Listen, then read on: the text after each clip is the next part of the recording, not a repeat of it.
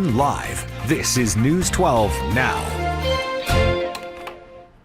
Thanks for joining us. I'm Alexandria Savage here on News 12 Now, and I'm joined by Mr. Keith Bryant. Let's go ahead and bring him in. Now, Keith, you're in Jackson Parish, correct? Yes, ma'am. Okay, and you guys have been there since yesterday, getting people together after this severe weather. Tell me a little bit about what you're seeing on the ground there. It's a big mess. There's a lot of people that have lost their homes here. I'm not sure the number, but there's a lot of people that need a lot of help here. Now, this comes just a couple of weeks since Keithville, and you all were there responding as well. What are some of the things you're seeing that may be similar to what you were seeing in Keithville?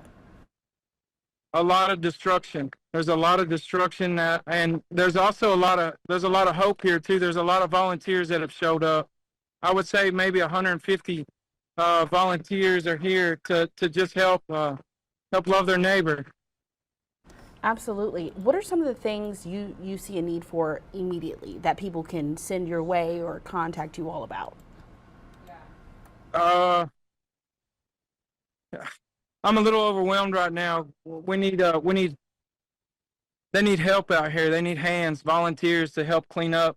We're going to try to organize a volunteer day on Saturday to just get a bunch of people from the Architects to come and lend a hand over here. And I saw earlier today, or maybe yesterday, you guys put out a call for people with chainsaws, chainsaw operators. Is that still a need for you all? Yes, skilled chainsaw hands, heavy equipment operators. There's a lot of trees to be removed, as you can see. If you can look just all around me here behind me, I mean, this is how many residents would you say are in this area? Maybe 150, 200. There's maybe 150 or 200 residents in this area and they were all affected by the storm in one way or another. And I know you all helped orchestrate some efforts to feed and clothe those in Keithville. Are you guys doing the same thing there in Jackson? Well, we're going to assess the needs and see how we can assist. There's some that need a lot more help than others. We're going to see what we can do. Absolutely. And are you and Tommy there? How many people do you have there on your crew working towards getting these people in need back on their feet? Well, so far it was just me and Tommy that came last night, but there's a lot of volunteers that showed up just from the local community around here, and there's a baseball team that's coming to help pick up debris that's in yards and stuff. So it was just me and Tommy coming last night to help clear the roads. And you had a little bit of car trouble. Well, Tommy had a little bit of car trouble. Is that right? Yeah, our big truck broke down. So one of our major needs is we need a big truck. We need a big dually, or a 3,500 size truck where we could go and help people. And what's the best way for people to get in touch with you if they're trying to donate time, funds, whatever? Shreveport Volunteer Network.com. We also have an app. Mercer Tech has built us an app. It's called Shreveport Volunteer Network. It's on the Apple Store, and I think however you get apps, I don't know. We have an app for that though. You can go on there. You can donate from the app. You can request assistance. So if there's any of you guys out here in Jackson Parish that need assistance, you can request assistance on there, and you can donate or you can sign up to volunteer. Absolutely.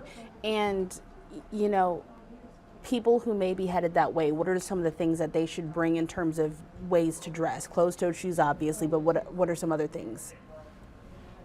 Gloves. Bring you some gloves. We use Superior's cut-resistant gloves. These gloves are amazing. There's 10 everywhere. There's sharp objects everywhere. Bring you some gloves. Bring you some long pants. I always wear a hard hat, safety glasses, etc. Always try to stay safe. And would you mind just telling us where that baseball team's from? I think it's amazing that those young men are coming out there to pick up stuff. It's local. It's somebody that followed us on Facebook here in Jonesboro that has a little baseball team here, or maybe the high school baseball team. I'm not sure, but they're sending them out to help us. That's the power of this network. The Shreveport Volunteer Network is and the power of Facebook has been able to just get the word out. It's amazing. We want to thank you guys. KSLA is an amazing part of Shreveport Volunteer Network. Well, thank you so much, Tommy. You guys are obviously doing the hard part. We're happy to see if people will get out there and volunteer, though, and we'll keep in touch. Is there anything else that you need, Keith? Or you want to share with people? Just pray for us. Just pray for us. And we need a truck real bad. We need a dually. We need a big truck. And how are the residents there? Have you talked to any of the residents? Obviously, they're probably devastated.